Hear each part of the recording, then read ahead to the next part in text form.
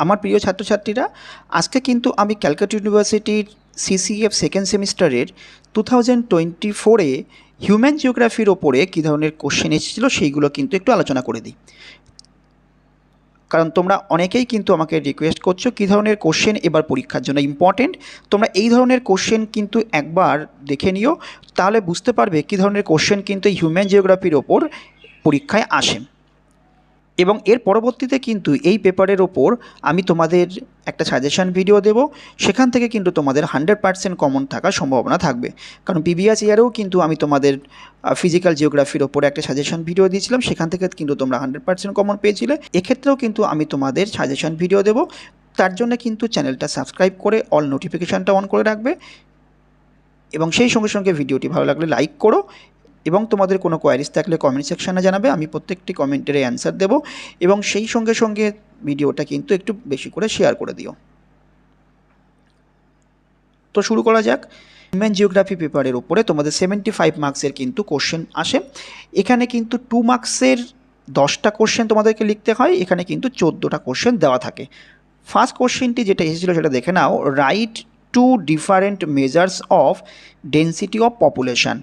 অর্থাৎ density of population পরিমাপ করার যে কোনো দুটি পদ্ধতি তোমাদেরকে লিখতে হবে। সেই সঙ্গে সঙ্গে কি what is meant by dry point settlement, অর্থাৎ ড্রাই পয়েন্ট সেটেলমেন্টটা কি। নেক্সট হচ্ছে where does a linear settlement grow, কোথায় একটা লিনিয়ার সেটেলমেন্ট বেশি পরিমাণে গড়ে ওঠে। নেক্সট হচ্ছে state the spatial distribution of hunting and food gathering societies of tropical world, অর্থাৎ ট্রপিক্যাল ওয়ার্ল্ডে হান্টিং এবং ফুড গ্যাদারিং সোসাইটির স্পেশাল ডিস্ট্রিবিউশনটা কেমন সেটা লিখতে হবে। নেক্সট হচ্ছে what is meant by cultural landscape, অর্থাৎ কালচারাল ল্যান্ডস্কেপ কাকে বলে সেটা লিখতে হবে। নেক্সট হচ্ছে which factor leads to the dispersion of lower settlement, অর্থাৎ ডিসপারশন অফ লোয়ার সেটেলমেন্টের ফ্যাক্টরস লিখতে হবে। Differentiate between census town and stationary town, stationary town এবং সেন্সাস টাউনের পার্থক্য লিখতে হবে। What is anthropogeography. নেক্সট হচ্ছে mention two recent trend in human environmental relationship. And number 10, what is migratory subsistence agriculture. Number 11, how does post industrial society differ from an industrial society, অর্থাৎ post industrial society এবং industrial সোসাইটির মধ্যে পার্থক্য। Next, number 12, state the importance of site in the establishment of a rural settlement. And next, when is a settlement known as a urban in India? এই কোশ্চেনটা একটু ভালো করে দেখে নাও যে when is a settlement known as urban in India, অর্থাৎ ইন্ডিয়াতে কখন একটা সেটেলমেন্টকে আরবান সেটেলমেন্ট বলা যাবে।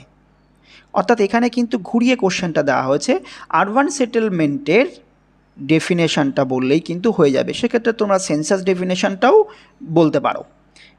নেক্সট হচ্ছে defined mega city according to the census of India, অর্থাৎ mega city census of India যে ক্রাইটেরিয়াগুলো বলা হয়েছে সেই ক্রাইটেরিয়াগুলোকে এখানে পড়তে হবে।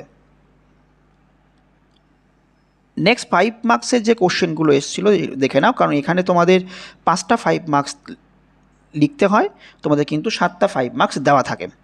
তো ফার্স্ট কোশ্চেনটি দেখো, how does demographic dividend influence dependency ratio, অর্থাৎ ডেমোগ্রাফিক ডিভিডেন্ডটা কীভাবে ডিপেন্ডেন্সি রেশিওটাকে প্রভাব ফেলে সেই সম্পর্কে তোমাদের লিখতে হতো।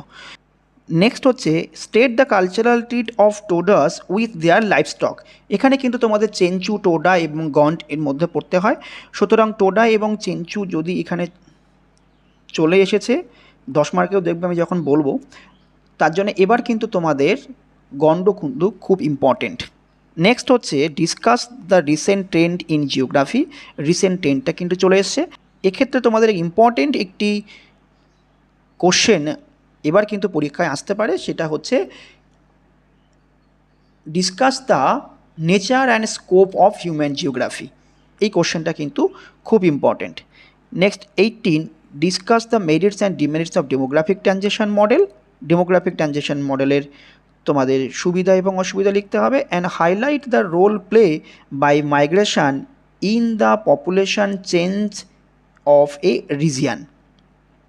অর্থাৎ মাইগ্রেশন কিভাবে রোল প্লে করছে একটা কোনো অঞ্চলে পপুলেশনটাকে চেঞ্জ করার জন্যে, এটা কিন্তু খুব গুছিয়ে লিখতে হবে কোশ্চেনটি। Number 20, what are the effect of globalisation on post industrial urban society. অর্থাৎ বিশ্বায়নটা কী প্রভাব ফেলেছিল শিল্পের পরবর্তী সময়ের নগরায়ন সমাজে, সেই সম্পর্কে কিন্তু তোমাদেরকে লিখতে হবে। এবং next, why is the social and economic system of pastoral nomadism undergoing changes in recent times. এই কোশ্চেনটা কিন্তু খুব সুন্দর একটা কোশ্চেন, কারণ এখানে বলা হয়েছে কেন সোশ্যাল এবং ইকোনমিক সিস্টেমটা প্যাস্টোরাল নোমাডিজমের এই রিসেন্ট টাইমেরকে চেঞ্জ হয়ে যাচ্ছে, সেইটা কিন্তু তোমাদেরকে লিখতে হবে। অর্থাৎ যে যাযাবর গোষ্ঠীর তাদের যে সোশ্যাল এবং ইকোনমিক যে সিস্টেমটা, সেটা কি করে আস্তে আস্তে সময়ের সাথে সাথে চেঞ্জ হচ্ছে বা কেন চেঞ্জ হচ্ছে, সেগুলো এখানে লিখতে হবে।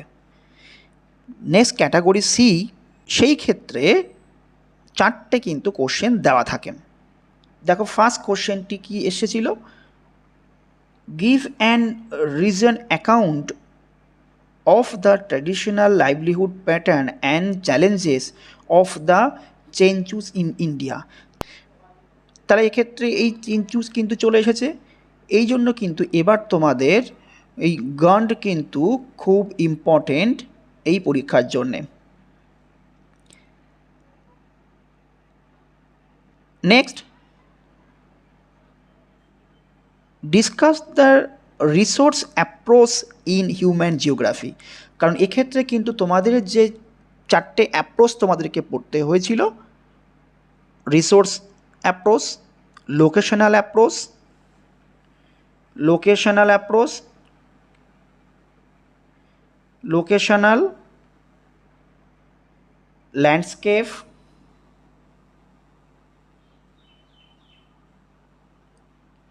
Landscape and environmental.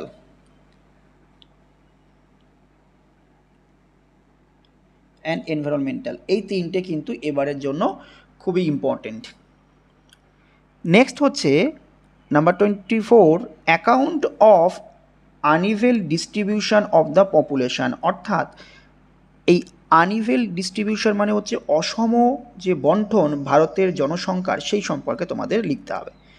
And last হচ্ছে discuss the characteristics of urban settlement with example from the developed and developing world. অর্থাৎ আরবান সেটেলমেন্টের যে বিভিন্ন বৈশিষ্ট্যগুলো আছে উন্নত এবং উন্নয়নশীল বিশ্বের মধ্যে এক্সাম্পল দিয়ে তোমাদেরকে লিখতে হবে।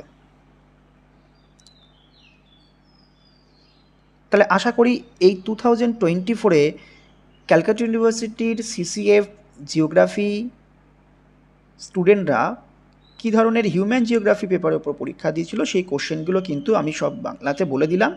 আশা করি এখান থেকে তোমাদের একটা কনসেপ্ট চলে আসবে কী ধরনের কোশ্চেন তোমাদের আসতে পারে বা কোশ্চেনগুলোর মানেগুলো কীভাবে বা কীরকম হতে পারে। এই প্রসঙ্গত বলে রাখি, এই পেপারের ওপরে কিন্তু আমি এমডিসি এবং মাইনর স্টুডেন্টরা 2024-এ কী ধরনের কোশ্চেনের ওপরে পরীক্ষা দিয়েছিল আমি কিন্তু সেগুলো আপলোড করে দেবো। তোমরা কিন্তু সেই কোশ্চেনগুলোও কিন্তু ফলো করতে পারবে, কারণ আপকামিং এক্সামের জন্য কিন্তু তোমাদের ওই কোশ্চেনগুলো থেকেও কিছু কোশ্চেন আসতে পারে। ভিডিওটি ভালো লাগলে অবশ্যই কিন্তু লাইক করো এবং সেই সঙ্গে সঙ্গে চ্যানেলে নতুন হলে অবশ্যই কিন্তু সাবস্ক্রাইব করে অল নোটিফিকেশানটা অন করে রাখবে, কারণ এই রকম গুরুত্বপূর্ণ ভিডিও কিন্তু আমি চ্যানেলে প্রতিনিয়ত তোমাদের জন্য আপলোড করি। ভিডিওটি শেয়ার করো এবং যদি তোমাদের কোনো কোয়ারিজ থাকে তো কমেন্ট সেকশানে জানাবে। তাছাড়াও আমার হোয়াটসঅ্যাপ ও টেলিগ্রাম গ্রুপে জয়েন করতে পারো, যার লিঙ্ক কিন্তু আমি এই চ্যানেল এবং এই ভিডিও ডেসক্রিপশানে দিয়ে রাখবো। তো দেখা হচ্ছে এরকম গুরুত্বপূর্ণ ভিডিও নিয়ে। সবাই ভালো থেকো।